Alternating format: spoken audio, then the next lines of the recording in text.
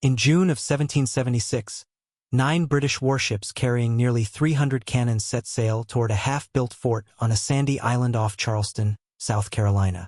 The man defending that fort was a 46-year-old plantation owner named William Moultrie, with 31 guns and barely 28 rounds of gunpowder per cannon. His garrison had never fought a naval battle in their lives. His own commanding officer had looked at the fort and called it a slaughter pen. That commanding officer wanted Moultrie to abandon everything and retreat to the mainland. Moultrie refused. By the end of that single day, the largest navy on the planet would limp away in the dark, its flagship shattered and its admiral wounded. One of Britain's finest warships would be burning at the waterline, and the man responsible had built his fort out of trees. This is the story of the Battle of Sullivan's Island, one of the most decisive and least remembered victories of the entire American Revolution. A battle won not by superior numbers, superior weapons, or superior experience, but by a man who understood the trees growing around him. The consequences of what happened on June 28, 1776, are still visible today on the official state flag of South Carolina. His name was William Moultrie, and if you asked anyone in Charleston about him in the 1750s, they would have told you he was simply a planter. They had no idea what he would become, and neither did he. This is the full story. William Moultrie was born in Charleston in 1730, the son of a Scottish immigrant named John Moultrie, one of the colony's most prominent physicians. Not much survives about William's childhood, but based on his later writings and the company he kept, he was clearly well-schooled. By the time he was 19, he had married Damaris Elizabeth D. St. Julian, a woman whose family owned an 8,800-acre plantation. That marriage changed everything. Under English law, Moultrie took control of his wife's family property, and he added another 1,000 acres of his own. He was now wealthy, landed, and connected to the most powerful families in South Carolina.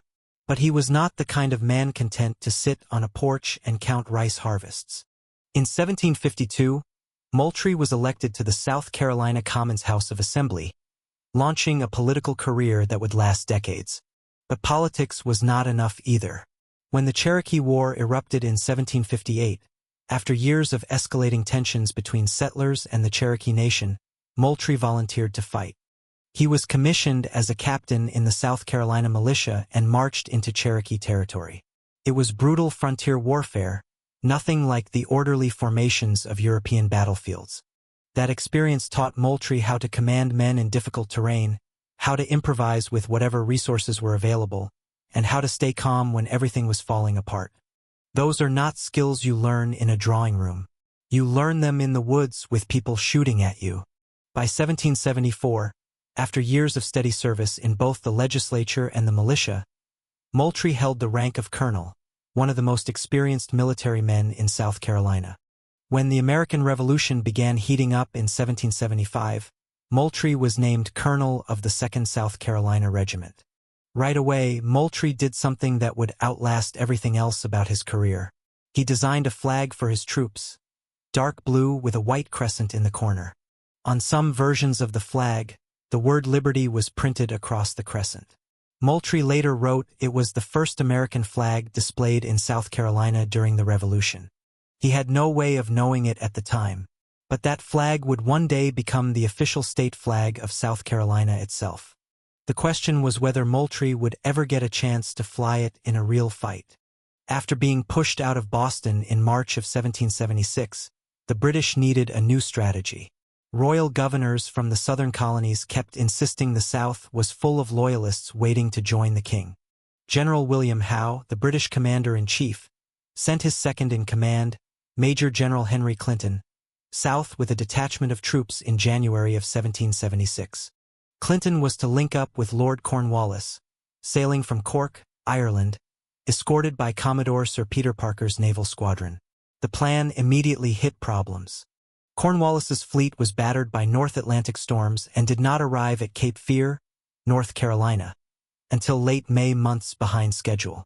The Loyalist uprising the British were counting on had already been crushed at the Battle of Moores Creek Bridge in February 1776. The rebellion was not crumbling, it was consolidating. Clinton and Parker sat off the North Carolina coast with a massive combined force and nowhere obvious to use it. That is when they turned their attention to Charleston. By 1776, Charleston was one of the largest and wealthiest port cities in all of North America. The economic engine of the southern colonies, a hub for rice, indigo, and Atlantic trade. Controlling Charleston meant controlling the most important harbor south of Philadelphia. If the British could seize it, they would signal to every wavering colonist that the rebellion was doomed. British scouts surveyed the harbor and reported back that the American defenses were weak. There was an unfinished fort on Sullivan's Island, a 4-mile sandy strip at the entrance to Charleston Harbor. Clinton later wrote that the fort was in so unfinished a state as to be open to a coup de main. Parker was confident his warships could blast it to pieces in a matter of hours. Take the fort, take the harbor, take Charleston. The plan seemed simple. What Parker did not know was that the man inside that fort had no intention of leaving. Moultrie had seen what these palmetto trees could do in a hurricane. He had a theory, and he was about to test it against the most powerful navy in the world. Moultrie and his 2nd South Carolina Regiment arrived on Sullivan's Island in March of 1776 with orders to build a fortification strong enough to hold 1,000 men. They found a wilderness of deep swamps, live oak, myrtle, and palmetto trees. Soldiers and enslaved laborers immediately began hacking clearings and hauling timber. Captain Peter Horry, one of the officers on site, described it as an immense pen, 500 feet long and 16 feet wide, filled with sand to stop shot. The design called for 2 parallel rows of palmetto logs, each standing about 20 feet high, with a 16-foot gap between them packed tightly with sand. The fort was designed as a square with bastions at each corner. But by the time the British fleet appeared, only the seaward wall was fully complete. The sides facing away from the ocean were still under construction. The back of the fort was essentially open. This detail would explain everything that happened next. Palmetto is a subtropical tree native to the Carolina Low Country. This wood is soft, fibrous, and spongy. If you swing an axe into a palmetto trunk, the blade sinks in and the wood closes around it. A cannonball striking hard oak or pine would shatter the wall into deadly splinters. In this era, splinters killed more men than cannonballs themselves. A cannonball striking palmetto simply buried itself in the wood, like a fist punching a pillow. The sand packed between the double walls absorbed the remaining shock. Nobody at the time fully understood what this meant for cannon fire. Nobody except maybe Moultrie, who had watched these trees bend in hurricanes and spring back like nothing happened. The British were about to pour thousands of pounds of iron into a fort that was, in effect, designed to eat their ammunition. The fort was incomplete. The ammunition was limited. The men were untested in naval warfare. But the walls were made of something the Royal Navy had never encountered before. In early June 1776, Major General Charles Lee arrived in Charleston. Lee was one of the Continental Army's most senior officers, a former British soldier with genuine European military experience. George Washington had called Lee the most knowledgeable military man in the service, though he privately noted Lee was rather fickle and violent in temper. Congress sent Lee south to take overall command of Charleston's defense. He arrived with 2,000 Continental soldiers from Virginia and North Carolina and immediately surveyed the Patriot defenses. Lee surveyed Moultrie's fort by boat and horseback. What he found horrified him. Only the seaward wall was complete. The sides were unfinished. The rear was open.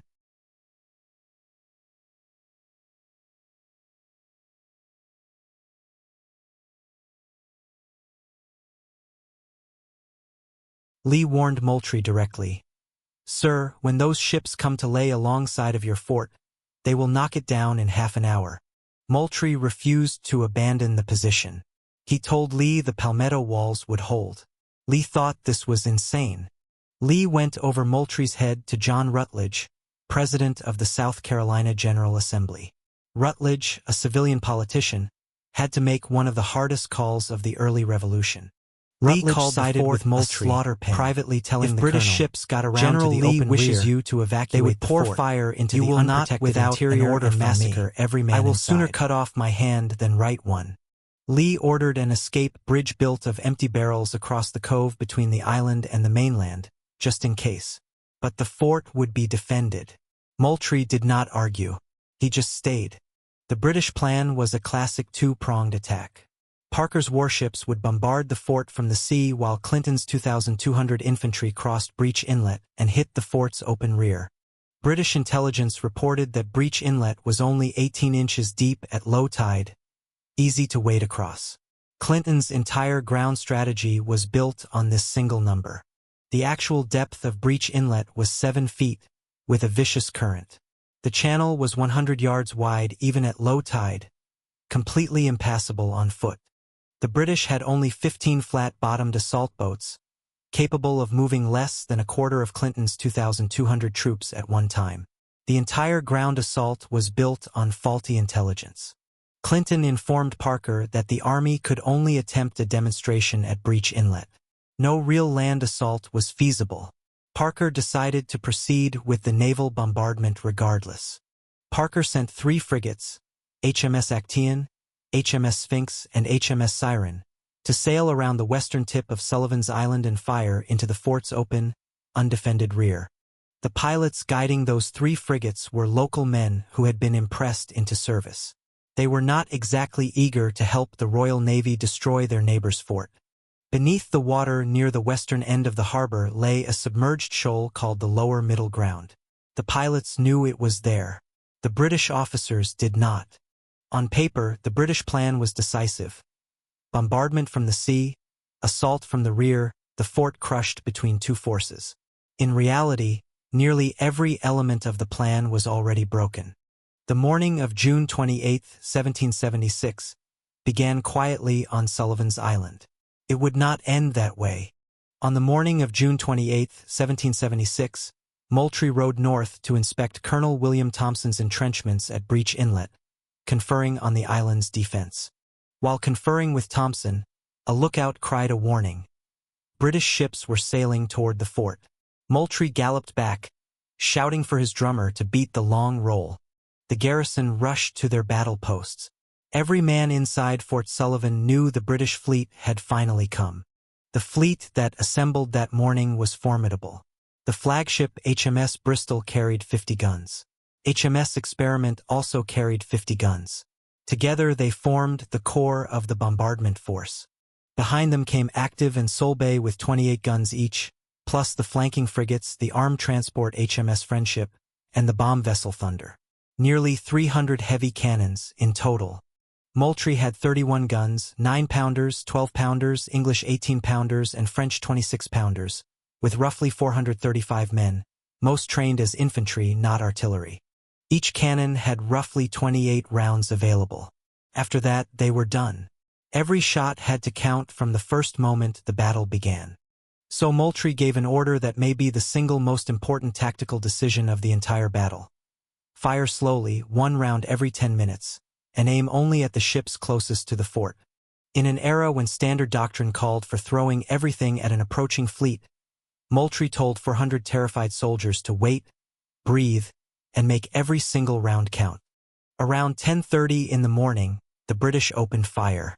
The bomb vessel Thunder began lobbing 13-inch mortar shells toward the fort. In an extraordinary stroke of luck, one of the early shells struck the American magazine directly and failed to detonate.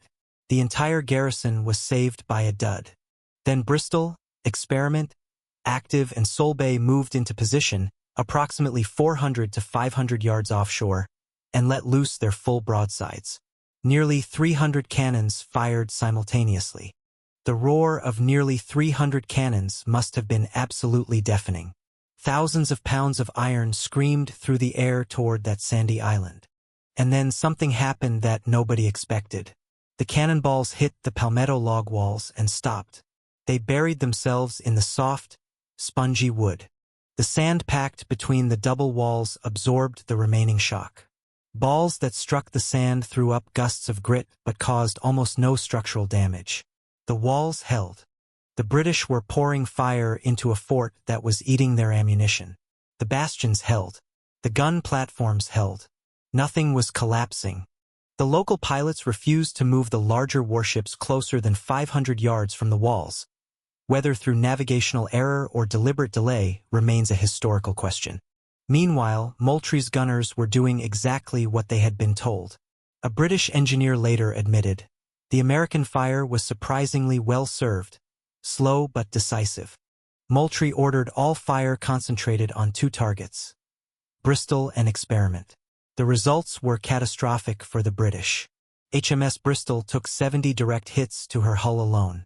Chain shot from the fort destroyed most of her rigging and severely damaged her mainmast and mizzenmast. American gunfire twice cleared the entire quarterdeck of every person standing on it except for Commodore Parker himself. Every officer around him was killed or wounded. Captain John Morris, the Bristol's commander, had his right arm blown off by a cannonball. He died days later on a hospital ship. Lord William Campbell, the deposed royal governor of South Carolina, had volunteered to man a gun aboard Bristol. A wooden splinter tore into his left side, a wound that slowly killed him over the next 2 years. And then there was Parker himself. A flying splinter ripped the seat of his breeches clean off, leaving the commander of the British fleet standing on his quarterdeck with his backside literally exposed. Another splinter pierced his knee, leaving him unable to walk without assistance. The American newspapers absolutely loved it. There is a legend this battle gave birth to the phrase, "We beat the pants off them." On HMS Experiment, things were nearly as bad. Captain Alexander Scott lost an arm. 23 of his crew were killed and another 55 wounded. Meanwhile, Parker's 3 flanking frigates, Actaeon, Sphinx, and Siren, were ordered to swing around the western tip of Sullivan's Island to fire into the fort's open rear. But the pilots ran all 3 vessels directly onto the submerged shoal called the Lower Middle Ground, the same location where Fort Sumter would later be built. Sphinx and Siren managed to pull themselves free. Actaeon was stuck hard in the sand and could not be moved. By morning, her captain would have to set her ablaze. Before the fire consumed her, a group of Americans rowed out and boarded the burning warship, retrieving her ship's bell, her colors, and assorted supplies. One of the Royal Navy's newest warships was a total loss. At Breach Inlet, Clinton's troops discovered the channel was 7 feet deep, not 18 inches. Colonel William Thompson's riflemen opened fire from the Sullivan's Island side at point-blank range. A loyalist who served in the British flotilla that day said afterward, "It was impossible for any set of men to sustain so destructive a fire as the Americans poured in." Clinton called off the attack. The planned pincer movement never materialized. Moultrie fought the entire battle on just one front. The fort's vulnerable open rear was never threatened. During a mid-afternoon lull, a British cannonball struck the fort's flagpole and snapped it in half. Moultrie's blue crescent flag tumbled over the wall and onto the beach below. In the 18th century, flags were not decoration, they were signals. A flag coming down could mean surrender. Every man on both sides of that harbor saw it fall. For the men inside the fort, watching their flag fall in the middle of a battle must have felt like a gut punch. The question was who would do something about it. Sergeant William Jasper of the 2nd South Carolina Regiment did not hesitate. He climbed through a gun opening in the wall and dropped down onto the open beach. He was fully exposed to the British broadsides. He picked up the fallen flag, tore it free from the broken pole, and lashed it to a gunner's sponge staff. Then he climbed back up and planted it on the rampart where everyone, American and British alike, could see it. He shouted, "God save liberty and my country forever!" He was not hit. The flag was still flying. Inside the fort, the garrison saw it and kept fighting. The British fleet saw it and understood. The Americans were not done. Jasper survived the battle and became a celebrated hero across the colonies. Following the battle, President Rutledge personally presented him with a sword for his valor. 3 years later, in 1779, Sergeant Jasper would be mortally wounded carrying a regimental standard during the American and French assault on Savannah. But on this day, he kept 435 men fighting. General Lee himself visited the fort late in the afternoon, the man who had called it a slaughter pen just days earlier. He looked around at the intact walls and the flag still flying. Lee turned to Moultrie and said, "Colonel, I see you are doing very well here. You have no occasion for me." Shortly after, 700 pounds of extra powder arrived from John Rutledge with a note, "Cool and do mischief." By 9 p.m., Commodore Parker had had enough. June's long light was fading, his ammunition was dwindling, the tide was ebbing, and his ships were severely damaged. Parker signaled the withdrawal. By 11:30 that night, the British fleet limped back to 5 Fathom Hole, their anchorage outside the harbor. The Battle of Sullivan's Island was over. The numbers tell the story completely. The British fired 7,000 cannonballs and burned more than 12 tons of gunpowder. American casualties were 12 killed and approximately 25 wounded.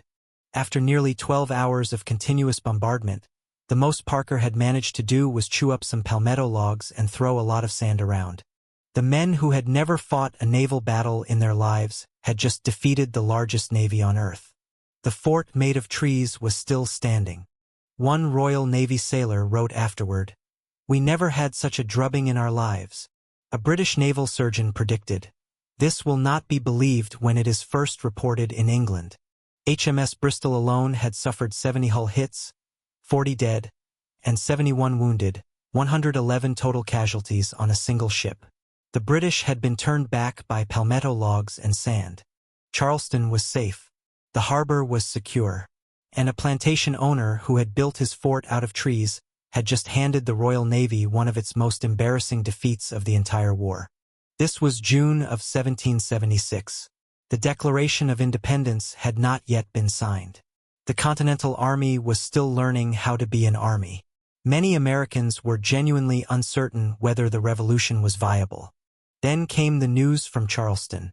A colonial militia colonel with 31 cannons had stood up to a fleet of British warships and sent them limping back to sea. On July 21, 1776, General Washington shared the news with his troops in New York, writing, "This glorious example of our troops the general hopes will animate every officer and soldier to imitate and even outdo them." In London, the defeat was a scandal. Satirical poems mocked Parker by name. A widely circulated song ended with the humiliated Commodore slinking off to New York to lick his wounds. The South Carolina General Assembly renamed the fort Fort Moultrie immediately. The Continental Congress passed a resolution personally thanking Moultrie. In September of 1776, Moultrie was promoted to Brigadier General in the Continental Army. Charles Lee wrote to George Washington that Moultrie deserved the highest honors. Clinton's troops sat on Long Island for 3 more weeks before sailing north to join Howe in New York. The British would not return to South Carolina for 4 years. The most feared fighting force in the world had been beaten by a fort made of trees. If that was possible, then perhaps independence was not a fantasy after all. When the British returned in 1780, they had learned from their mistakes. They bypassed Fort Moultrie entirely, laid siege to Charleston from the landward side, and forced the entire garrison to surrender. Moultrie himself was among the prisoners. That defeat, painful as it was, did not erase what happened on June 28, 1776. Moultrie was held first at Hadriel's Point and later at Snee Farm Plantation. He became the senior Continental officer among the Charleston prisoners of war. He spent his captivity advocating on behalf of his fellow captives and pushing back against harsh British treatment. Moultrie's command did not end when his freedom did. When Lord Charles Montague visited Moultrie in captivity and offered him freedom and the return of his confiscated property in exchange for switching sides, Moultrie refused. Moultrie reportedly looked at him and said, "If I were guilty of such baseness, I would hate myself and shun mankind." He stayed a prisoner. He was exchanged for British prisoners in 1782 and promoted to Major General, the last man Congress appointed to that rank during the entire war. After independence was secured, Moultrie returned to politics. He served as governor of South Carolina in 1785 and again from 1792 to 1794. In 1802, at the age of 72, he published his 2-volume memoirs of the American Revolution, still considered one of the most valuable primary accounts of the war in the southern colonies. He died in Charleston on September 27, 1805, at the age of 74, having lived long enough to see the country he helped create grow from rebellious colonies into a functioning republic. The blue crescent flag that Moultrie designed for his regiment still flies today. South Carolina later added a palmetto tree to the center, honoring the logs that saved the fort. That flag has been South Carolina's official state banner ever since. The palmetto tree on it exists because a tree stopped 7,000 British cannonballs on a single summer day. Every year on June 28th, South Carolina marks the anniversary as Carolina Day, a tradition that has endured for nearly 250 years and continues today. Fort Moultrie itself remained an active military post for nearly 2 centuries, serving through the Civil War era and remaining active through World War II. In recognition of the 250th anniversary of the battle in 2026, SC-250 Charleston erected a full reconstruction of a section of the original Palmetto log fort, funded by the South Carolina 250 Commission. Visitors can now stand beside the actual construction that stopped the Royal Navy. 2 walls of palmetto logs, a gap of sand, and the tree that the British never expected. The palmetto trees are still there. And if you look at the South Carolina state flag and wonder why there is a tree on it, now you know. It is because on the worst day the British Navy had in 1776, a tree is what beat them.